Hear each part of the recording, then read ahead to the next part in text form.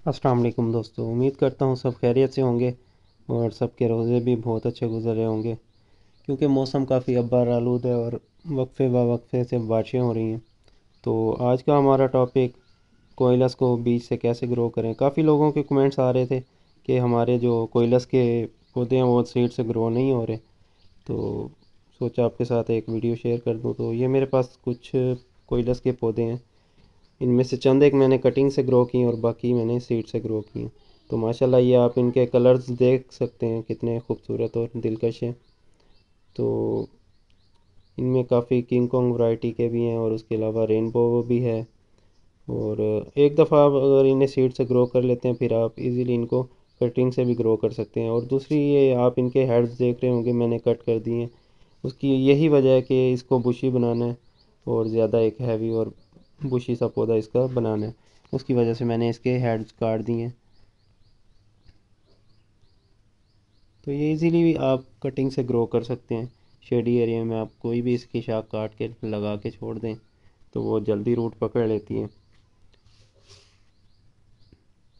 तो वीडियो शुरू करने से पहले सबसे इल्तमास है कि हमारे चैनल को लाजमी सब्सक्राइब कीजिएगा।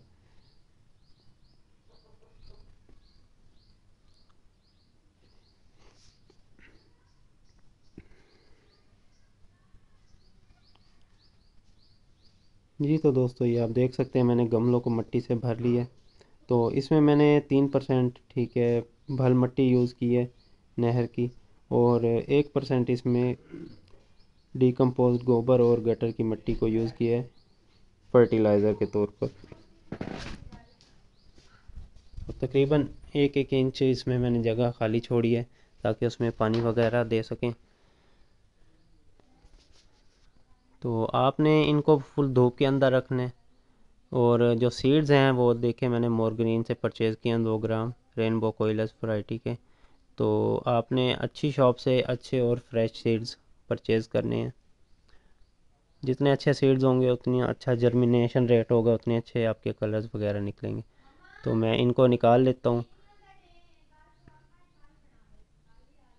तो ये बहुत बारीक बीज होते हैं और इनकी जर्मिनेशन भी काफ़ी लेट होती है।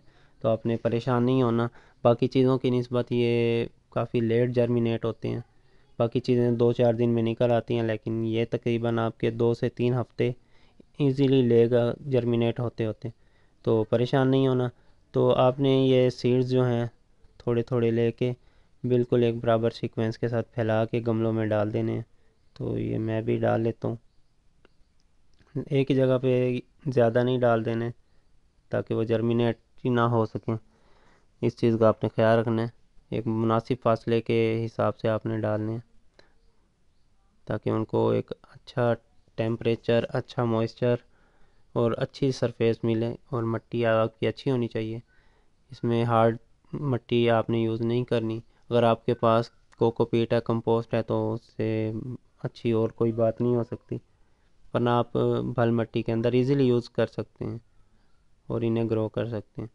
तो ये मैं सबके अंदर सीड्स को डाल लेता हूँ।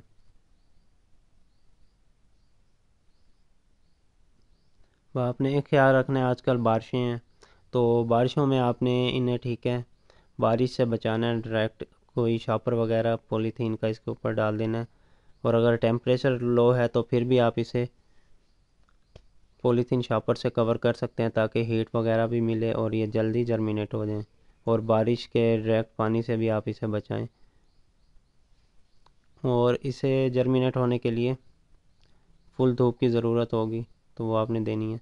तो ये मैंने बीज डालनी है। तो आपने किसी भी चीज़ की मदद से हल्का हल्का प्रेस कर देना है ताकि जो बीज हैं वो मिट्टी में दब जाएं और पानी वगैरह की वजह से वो दोबारा अपनी जगह तब्दील ना करें और जर्मिनेट हो जाएं। तो मैंने वीडियो ज़रा फास्ट कर दी है आपको समझाने के लिए। तो ये आप देख सकते हैं ये लकड़ी का बुरादा है। तो मैं इसको कवर करने के लिए लकड़ी का बुरादा यूज़ कर रहा हूँ। आप कोई कंपोस्ट या कोकोपीट वगैरह भी आप ऊपर यूज़ कर सकते हैं कवर करने के लिए ताकि जो बीज है अपनी जगह पे कायम और दायम रहें और जो पानी है उसका प्रेशर इसे ख़राब ना करे। तो ये आप सबके अंदर डालें। इतना ज़्यादा भी आपने नहीं डालना, हल्की सी एक लेयर डालनी होती है बस।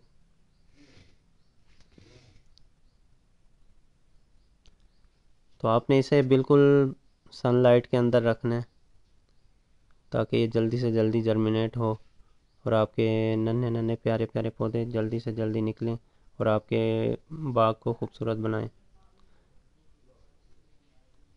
تو یہ اب میں نے اس کے اوپر اچھی طرح لکڑی کا برادہ ڈال دیا اور اب آپ نے پانی دینا ہے. پانی دینے کے لیے آپ نے کسی چیز کا یوز کرنا ہے, کوئی کاغذ یا کوئی پیپر یا ہاتھ کی مدد سے.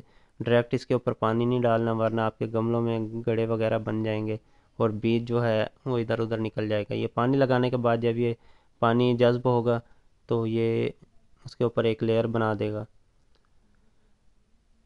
تو آپ دیکھ سکتے ہیں یہ مٹی کتنی زبردست ہے کہ یہ پانی فوراً اس کے اندر جذب ہو گیا.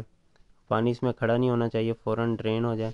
تو یہ میں نے کچھ چیزیں گرو کی تھی لیکن ٹیمپریچر کافی لو ہونے کی وجہ سے جرمینیشن ریٹ اچھا نہیں رہا. یہ وین کا ہے ہائیبریڈ. تو پھر بھی اللہ کا شکر ہے اچھا رسپانس رہا ہے. تو ویڈیو اچھی لگی ہو تو چینل کو لازمی سبسکرائب کیجیے گا. کسی کا کوئی کویسچن ہو تو کمنٹس باکس میں مجھ سے پوچھ سکتا ہے.